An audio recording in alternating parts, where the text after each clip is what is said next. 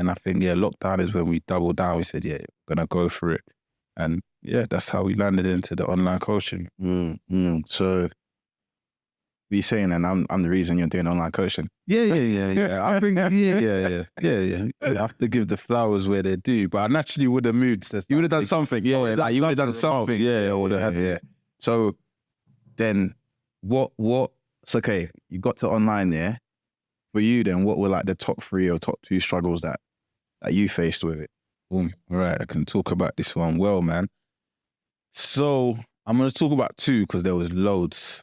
First one was niche, just like you said. Yeah. You know, but I have to stress it a bit more that when you don't know your niche, it's difficult, man. It's difficult. It's hard if you don't know it. Because you don't even realize. It's why any good mentor that someone goes to, they always start with that. They will always ask you, you know, who's your niche? Like, who really is it?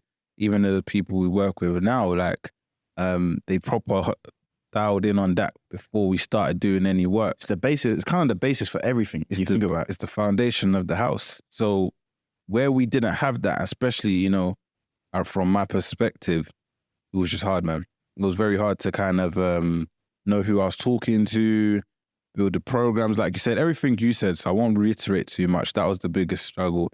The second thing was the mindset. And I didn't even know that it was a mindset thing. I didn't know. I love this quote, I always talk about it, yeah? What's his name, man? Patrick Bet-David. Okay, yeah. Yeah, so he's got Valuetainment, yeah. So he's got a book, Your Next 5 Moves, and he has a quote where he says, business is both high risk both mentally and financially. So business is high risk, high return, mentally and financially, yeah? Something like that. So he's saying you can win big, you can lose big. Financially, we know how. You know what I'm saying? You could flip and make it, drift into the sunset. Mentally, you can crack, as a lot of people do. And what do? They go back to whatever they was doing before, gym floor. They go to comfort, innit? They go back to comfort, or you just turn to an animal, like a beast, and it's like you got the best self-development course, a degree that you could ever get. Yeah. And that's what I got, man. I had so many different things, limiting beliefs, this and that, like that and the third. When you say limiting beliefs, bro, I'll tell you what I was just about to say. Like one of them, like I'm not gonna lie, helped me break. I'll be honest with you, bro. And it was the technology thing. You know what I mean? You and my girl both did it, right? Because I remember, like, I said something to you, like, this is all mad, and I was like, I didn't go uni, you went uni. He was like, bro, man, that sounds like an excuse. He's like, that sounds like an excuse to me, you know? And then obviously, I'm hard-headed because obviously, you know, we're brothers, so we're gonna argue something. Oh, nah, man, you don't understand, Then my girl was like as well, like, nah, man, trust me, you're just saying that. You know what I'm trying to say to you?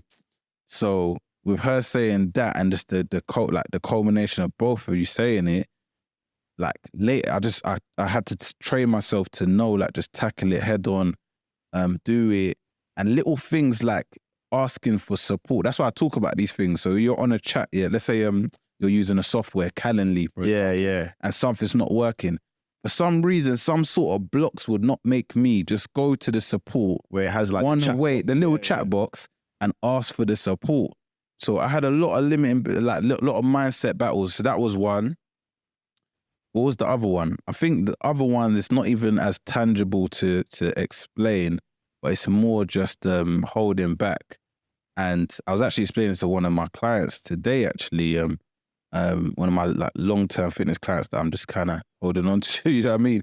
And I was like, I remember sparring with a girl, right? Sounds silly, but you know, when you're just kind of helping her, she never done any sparring, so I'm not hitting. And she's kind of holding back, like she's holding back. And I'm like, listen, like, you need to hit me hard, innit? I'm not gonna hit you. Yeah. You need to throw it at me because that's better for me anyway, you know? And I just kind of coached her through not holding back.